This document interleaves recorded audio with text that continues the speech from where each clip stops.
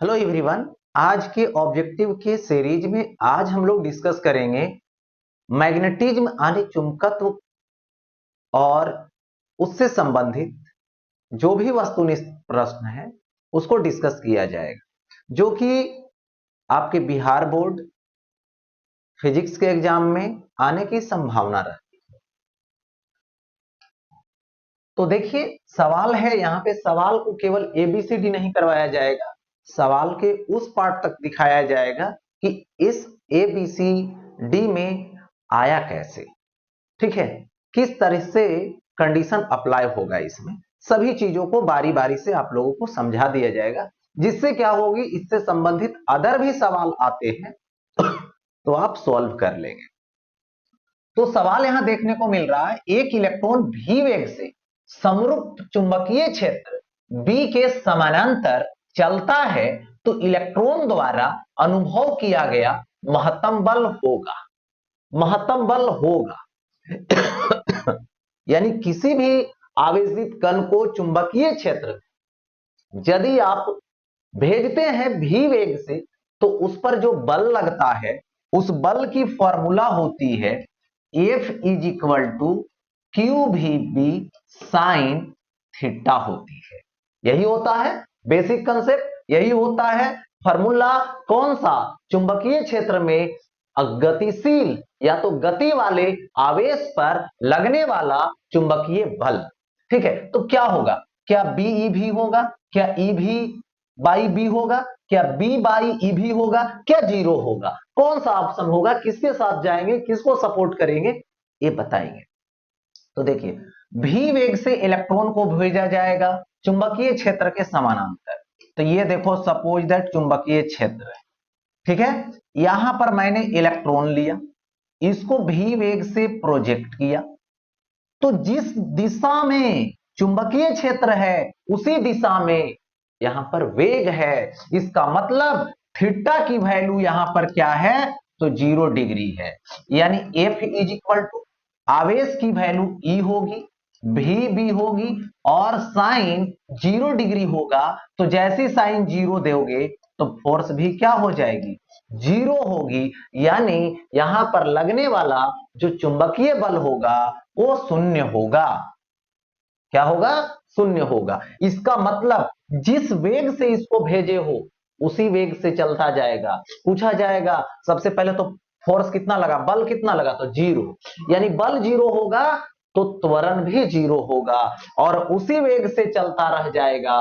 Path कैसा बनेगा, तो सीधा बनेगा, ठीक है, स्ट्रेट लाइन पाथ बनेगा।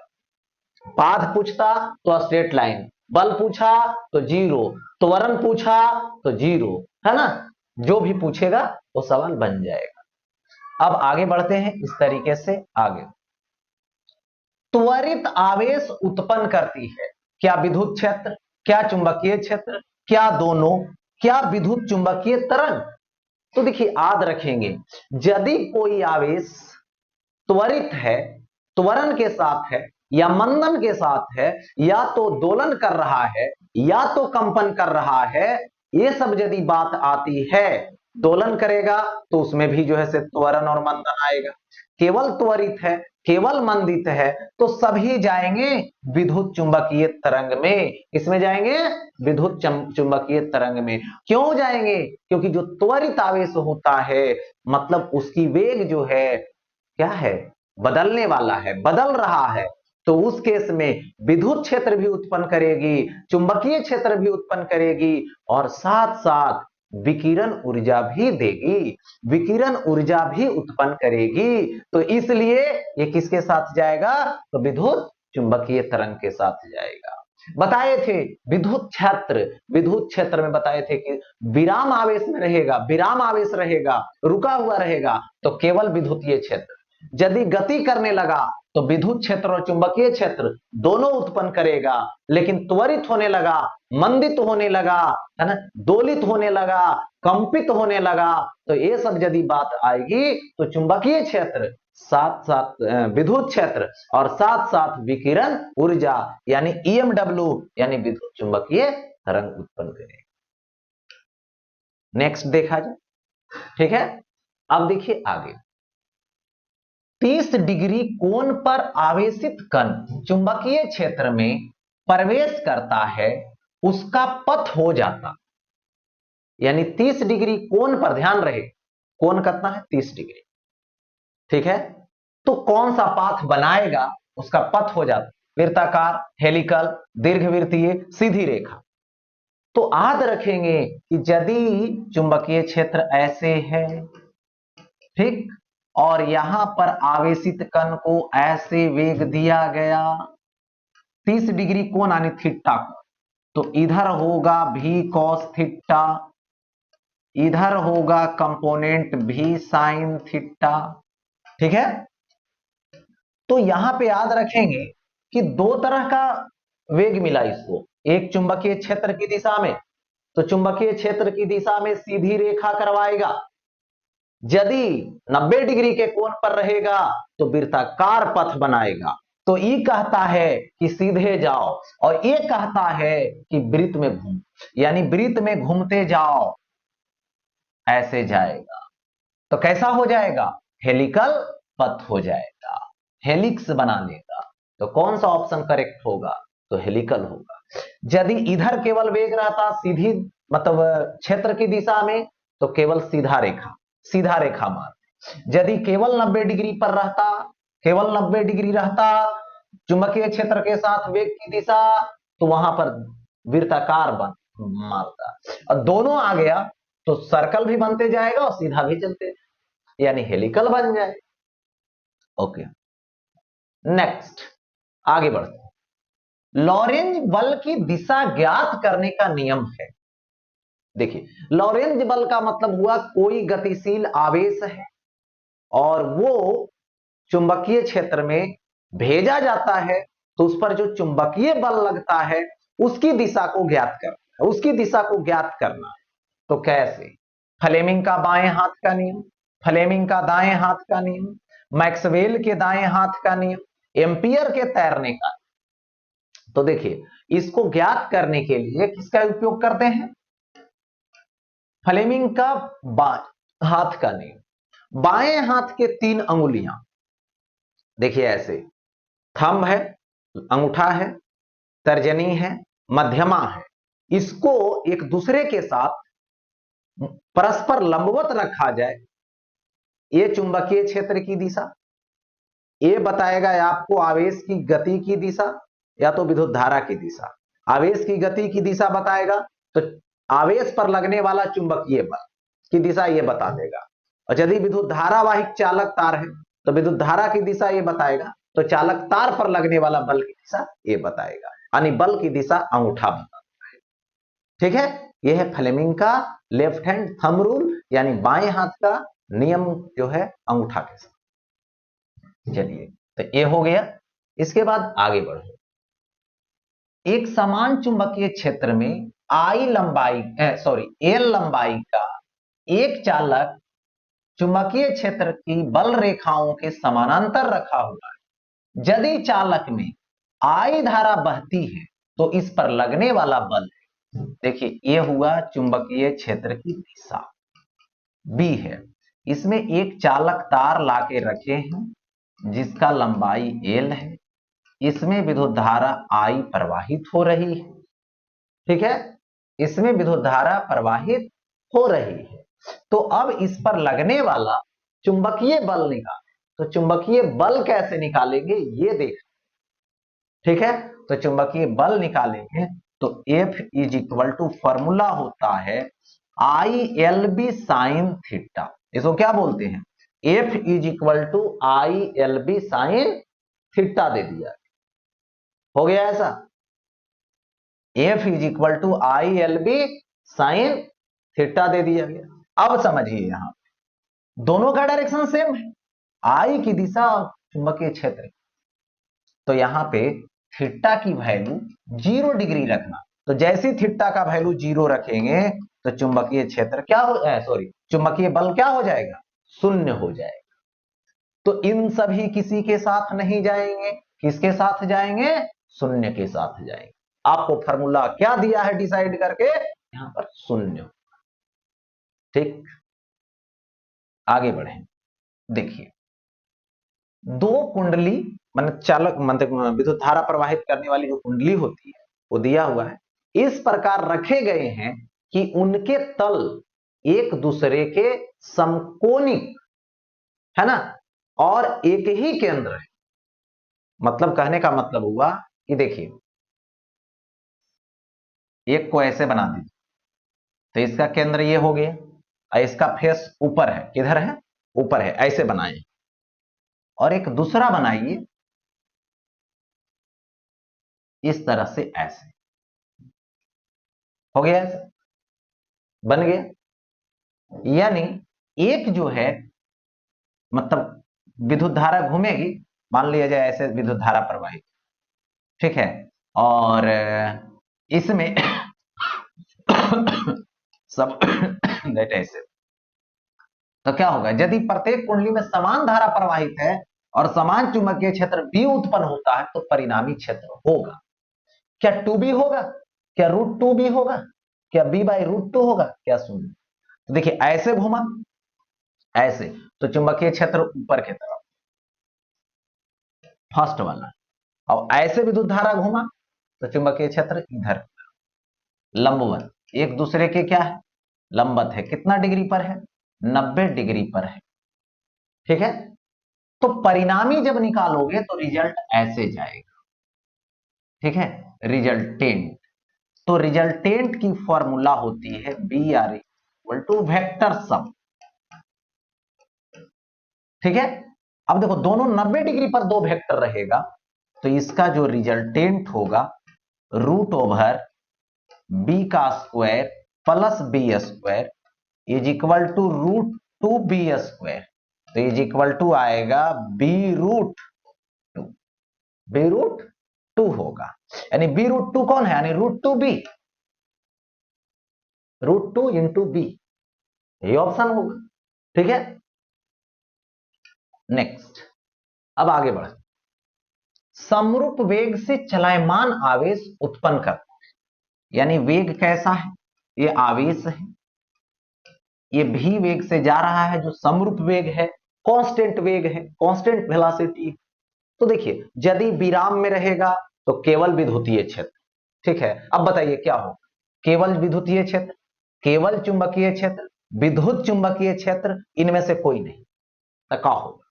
देखिए ये चारों तरफ अपने विद्युत क्षेत्र तो उत्पन्न करेगा ही, आवेश है तो विद्युत क्षेत्र होगा, रुका रहे चलता रहे जो करता रहे, आवेश है तो चारों तरफ विद्युत क्षेत्र उत्पन्न होगी।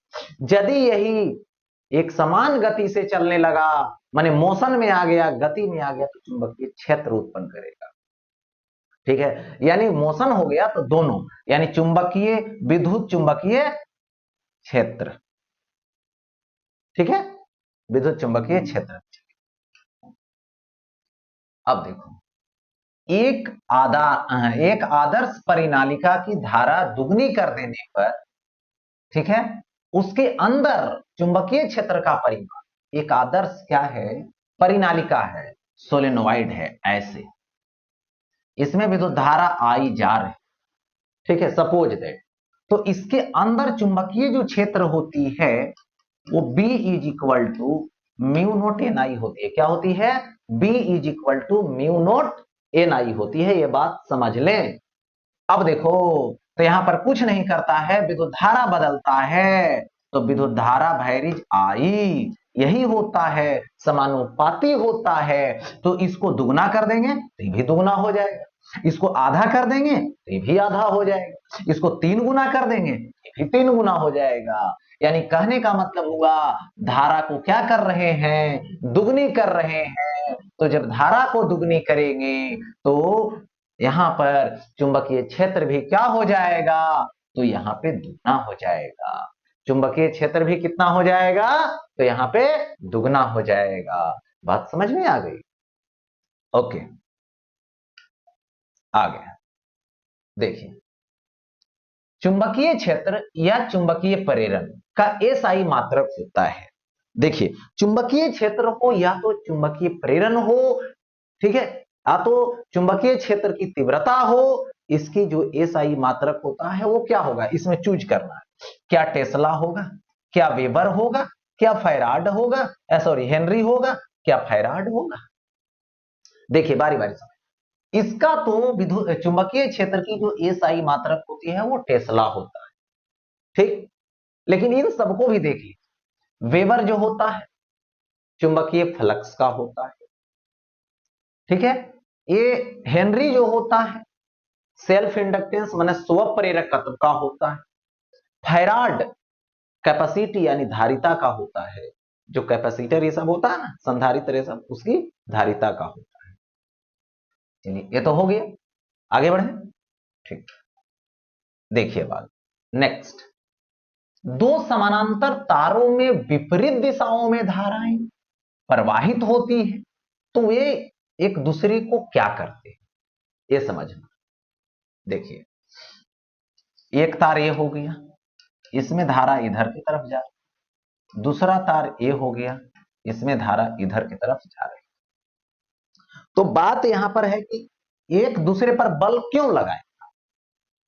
तो देखिए कोई भी, समझ लीजिए कोई भी धारावाही चालक यदि चुंबकीय क्षेत्र में रखा हुआ है, उसमें विद्युत धारा प्रवाहित हो रही, तो उस पर चुंबकीय बल लगेगा, ये परम सत्य। लेकिन वहां पर कुछ एंगल भी देखना पड़ता है, ठीक है। तो अब देखा जाए तो सबसे पहले ये जो चालक तार है, इसमें जैसे विद्युत धारा प्रवाहित हुई तो अपने सराउंडिंग, अपने चारों तरफ ये चुंबकीय क्षेत्र उत्पन्न करने लगा। तो ये जो चुंबकीय क्षेत्र उत्पन्न किया, उसके चपेट में कौन आ गया, ये वाला आ गया, I2 धारा वाला आ गया। मतलब ये कहा अच्छा तुम हमारे क्षेत्र में हो, तुम पर हम बल लगाएंगे।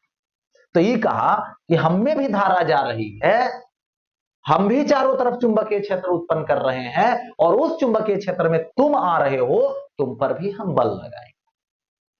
अब देखिए दोनों कैसा बल लगाएगा, एक दूसरे से दूर करेगा कि एक दूसरे के नजदीक लाएगा, ये देखिए। अब देखिए सबसे पहले मैक्सवेल के दाहिने हस्त नियम से हम लोग चुंबकीय क्षेत्र की दिशा निकालें।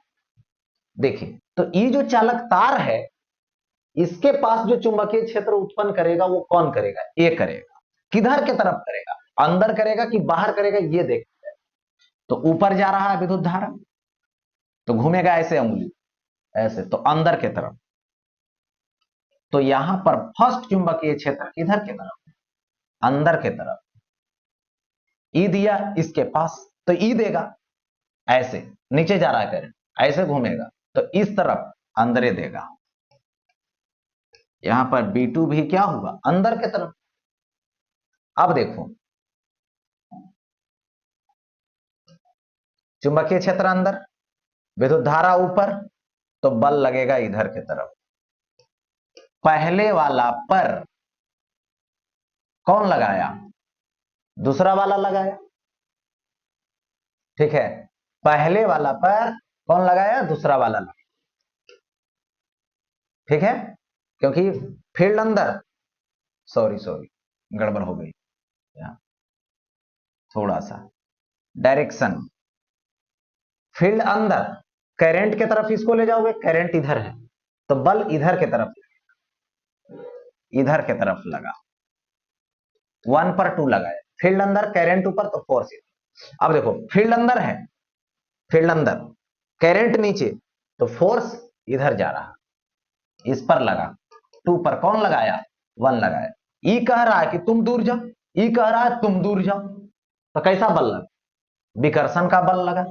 यानी यदि विपरीत दिशा होगा, याद रखना डायरेक्ट, यदि दो चालक तार है आपस में समानांतर है ना, और एक दूसरे के विपरीत दिशा में विद्युत धारा प्रवाहित हो रही है, तो विकर्षण होगा, विकर्षित करेगा, दूसरे को दूर भेजेगा। और वही यदि समान दिशा में धारा प्रवाहित होगी तो आकर्षण होगा। समान दिशा में रहता तो आकर्षित मारते, है ना, विपरीत दिशा में है इसलिए क्या मारेंगे, क्या ऑप्शन लगाएंगे, तो यहां पे ए, यानी विकर्षण होगा, विकर्षित, ठीक है। अब देखिए नेक्स्ट, एक गैल्वेनोमीटर को आमीटर में बदलने के लिए जोड़ा जाता है।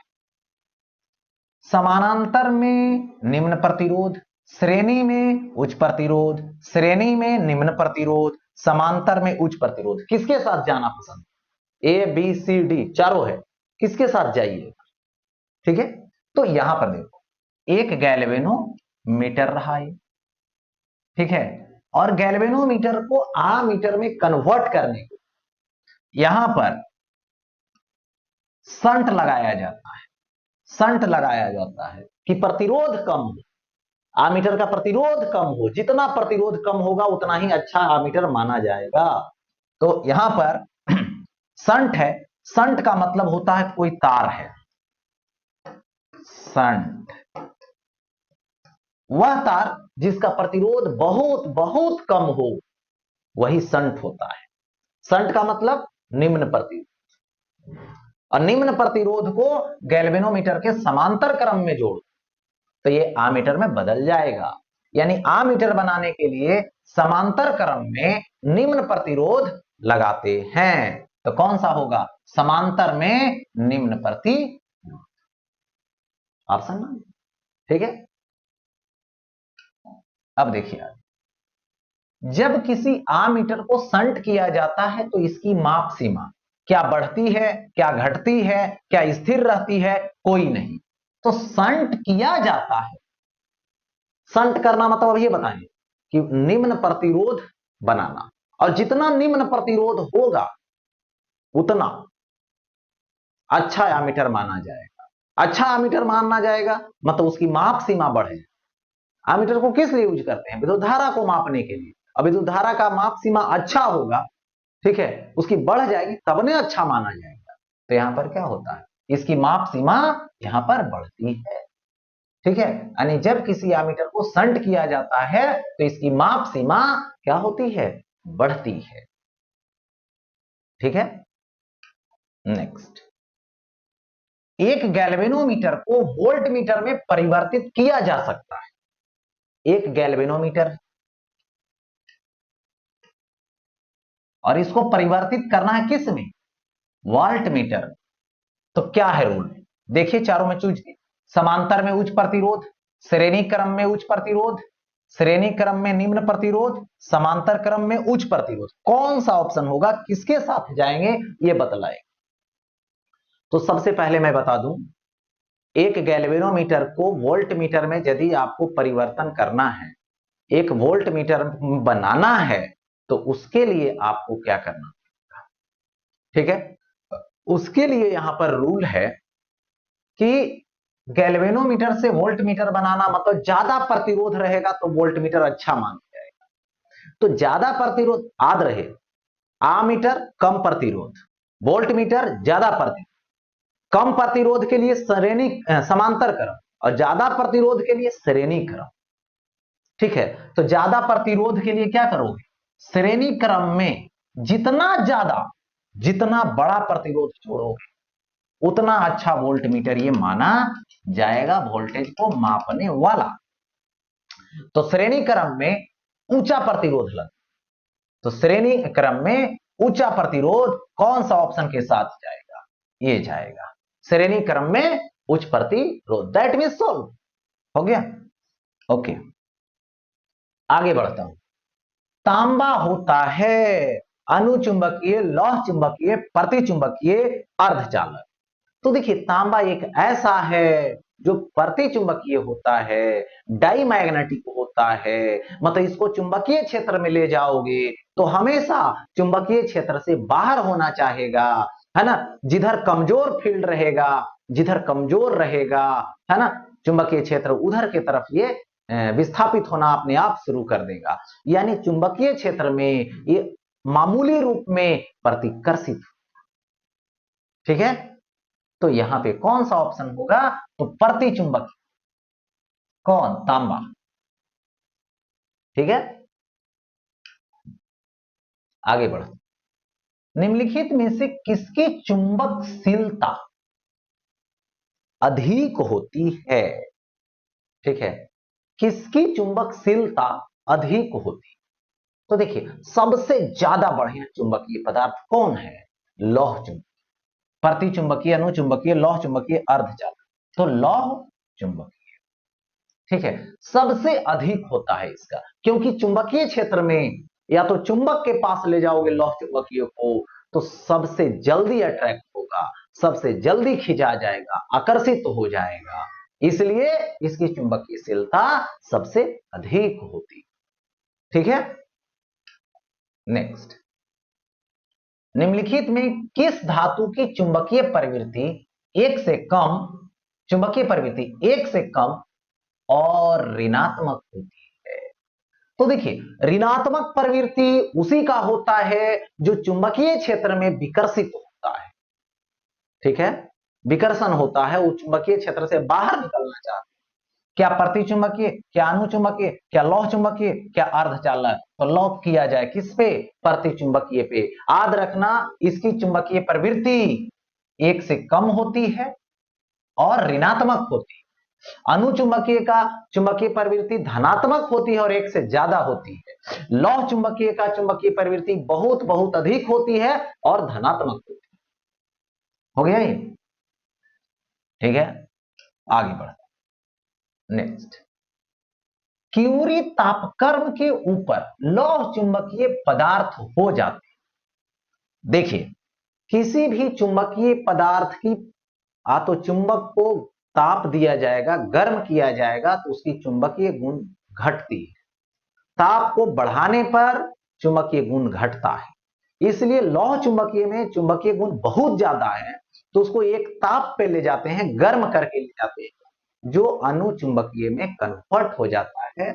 जिस टेम्परेचर के ऊपर ऐसा होता है, जिस ताप के ऊपर जस्ट ऐसा होता है, उसको क्यूरी ताप बोलते हैं। इसलिए याद रखेंगे, यदि लौह चुंबकीय को गर्म करोगे, ताप बढ़ाओगे, तो क्यूरी टेम्परेचर एक फिक्स टेम्परेचर है, उससे थोड़ा सा ऊपर जाओगे तो लौह चुंबकीय अनुचुंबकीय में बदल जाएगा, अनुचुंबकीय की प्रवृत्ति लाएगा। मतलब जैसे हल्के हल्के तरीके से आकर्षित होता है, वैसा ही होगा, फास्टली रैपिडली नहीं होगा। आगे बढ़े। विषुवत रेखा पर चुंबकीय नमन का मान होता है, नमन कोण डीप एंगल होता है। तो विषुवत रेखा पे याद रखना 0 डिग्री होता है। क्या होता है? 0 डिग्री होता है। और यही ध्रुव पर चले जाओगे पृथ्वी के तो वहां पर 90 डिग्री होता है। ध्रुव पर 90 डिग्री, विषुवत रेखा पर 0 डिग्री याद रहे। नेक्स्ट, ध्रुव प्रबलता का एसआई मात्रक होता है। ध्रुव प्रबलता का एसआई मात्रक होता है, ये बता। देखो, किसी चुंबक को लो, ये मैंने चुंबक को ले लिया, ठीक है, और ये यहां पे ध्यान देंगे, ये मान लो साउथ है, ये नॉर्थ है, तो इसकी ध्रुव प्रबलता ऋणात्मक होती है ऋण आवेश की तरह और इसकी धन आवेश की तरह। ठीक है, तो यहां पर इसके लेंथ है 2l, तो चुंबकीय आघूर्ण m इंटू 2l होता है। ठीक है, और इसका एसआई मात्रक यहां पर एम्पियर मीटर स्क्वायर है, तो ये m रहेगा, ये तो ध्रुव प्रबलता है, और इसका एसआई मात्रक मीटर होगा लेंथ, तो 1 मीटर से 1 मीटर कट जाएगा, तो क्या बचेगा? Ampere metre. ये m जो है ध्रुव प्रबलता है, इसको नहीं काटना, ये मीटर है, इसको से इसको कट करना, तो एम्पियर मीटर आ, यानी कौन सा होगा? न्यूटन होगा। क्या न्यूटन पर एम्पियर मीटर? नहीं, एम्पियर मीटर होगा। ठीक है, एम्पियर मीटर हो जाए। अब आगे बढ़ता हूं। जब चुंबकीय क्षेत्र में जब चुंबकीय क्षेत्र की तीव्रता को 4 गुना बढ़ा दिया जाता है तो लटकती हुई चुंबकीय सुई का आवर्त काल क्या हो? देखिए, एक चुंबकीय क्षेत्र में यदि हम लोग किसी चुंबक को लटकाएंगे तो उसकी आवर्त काल 2 पाई आई बाई क्या होगा? mb होगा। t is equal to 2 pi root over I by mb होगा। हो गया ऐसा? अब देखो इक्वेशन फर्स्ट। अब देखो, चुंबकीय क्षेत्र की तीव्रता को 4 गुना बढ़ा दिया तो आवर्त काल क्या होगा? टी डैश, तो 2 pi root over I by m into 4b। हो गया ऐसा? T dash is equal to 2 pi root over I by m into 4b हो गया। 4 गुना कर दिया गया। तो इसको क्या लिखोगे, T dash is equal to 2 pi root over I by M B और इनटू 1/4 का रूट तो 1/2 होगा। तो ये तो होगा पहलों का कितना 2 pi root over I by M B तो टी, तो क्या हो जाएगा t/2 माने T dash is equal to t/2 दूसर का जो आवर्तकाल है वो आधा हो गया। तो क्या करोगे, आधा पे लगा दो। कैसे सोल्व हुआ ये भी देखिए, फार्मूला के अकॉर्डिंग चलिए, ठीक है। अब आगे देखिए नेक्स्ट, चुंबकीय आघूर्ण का एसआई मात्रक होता है, यानी चुंबकीय आघूर्ण है, यानी m इज इक्वल टू एक होता है m इंटू 2l, है ना, या तो एम्पियर मीटर स्क्वायर, इसके हिसाब से चलोगे तो एम्पियर मीटर स्क्वायर। क्या एम्पियर मीटर स्क्वायर है कोई, नहीं है ना, एम्पियर मीटर पर पावर -2 है, यानी एम्पियर पर मीटर स्क्वायर है, गलत बात नहीं होगा। एक होता है energy is equal to minus M B cos theta, ठीक है। तो यहां पर देखो कॉस थीटा का तो यूनिट होगा नहीं, तो m is equal to U by B लगा दो डायरेक्ट, तो ये क्या होगा एनर्जी जूल और नीचे मैग्नेटिक फील्ड चुंबकीय क्षेत्र तो टेस्ला, यानी जूल पर टेस्ला, जूल पर टेस्ला, तो जूल पर टेस्ला होगा, तो ये ऑप्शन लगा देंगे। याद रखेंगे दो यूनिट चुंबकीय आघूर्ण का, एक होता है एम्पियर मीटर स्क्वायर या नहीं तो जूल पर टेस्ला होता है, ठीक। नेक्स्ट, यदि चुंबक M को लंबा M हमने चुंबक है M लंबाई के दो भाग में विभक्त किया जाए तो एक टुकड़े का आघूर्ण होगा, ठीक है। देखिए किया जाए तो एक टुकड़े का आघूर्ण होगा, एक टुकड़ा का आघूर्ण क्या होगा ये बताना। सपोज कीजिए एक ये ले लीजिए चुंबक, ठीक, तो ये हो गया सपोज दैट -m और ये हो गया +m, इसको लंबाई कर दो 2l, तो अभी m is equal to m into चुंबकीय लंबाई, प्रथम समीकरण मान लो, इसको दो पार्ट बना दो, आधा कर दो, दो भाग में विभक्त किया जाए, तो इसका एक भाग यही होगा। देखिए तो ये -m और ये +m जहां पे कट करोगे वहां तुरंत क्रिएट होगा, लंबाई हो गया आधा, तो अब हो जाएगा m डैश, तो m into L, equation second, ठीक है। अब देखो तो यहां पे ऐसा कर सकते हो सेकेंड बाई फर्स्ट कर दो, तो m डैश और बाई m कर is equal to m dash तो m into L by m की वैल्यू m इंटू 2l, तो m कट जाएगा, l कट जाएगा, m उधर चला जाएगा, तो m dash is equal to m/2, m dash is equal to m/2, तो क्या होगा m/2, क्लियर। तो ए नंबर में m/2 हो जाएगा, ठीक है, दे दिया गया ऐसा।